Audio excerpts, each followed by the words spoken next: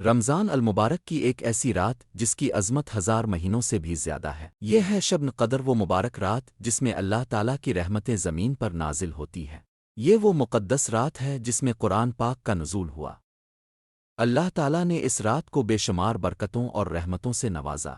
اس رات فرشتے زمین پر نازل ہوتے ہیں اور اللہ کے حکم سے ہر چیز کا فیصلہ کیا جاتا ہے۔ شب قدر کی عبادت 1000 مہینوں کی عبادت سے بہتر ہے۔ اس رات کی ایک لمحے کی عبادت بھی انسان کی زندگی بدل سکتی ہے۔ نبی کریم نے اس رات کے لیے ایک خاص دعا سکھائی۔ الُّ ایفاو تعبوا الائفوا فینفا اینون، یعنی اے اللہ، تو معاف کرنے والا ہے اور معافی کو پسند کرتا ہے، پس مجھے معاف فرما۔ شب قدر کی کچھ نشانیاں بھی بیان کی گئی ہیں۔ اس رات آسمان صاف اور پرسکون ہوتا ہے اور اگلی صبح سورج نرم روشنی کے ساتھ طلوع ہوتا ہے۔ شب قدر رمضان کے آخری عشرے کی راتوں میں تلاش کرنے کا حکم دیا گیا ہے، اسی لیے مسلمان ان راتوں میں زیادہ عبادت کرتے ہیں۔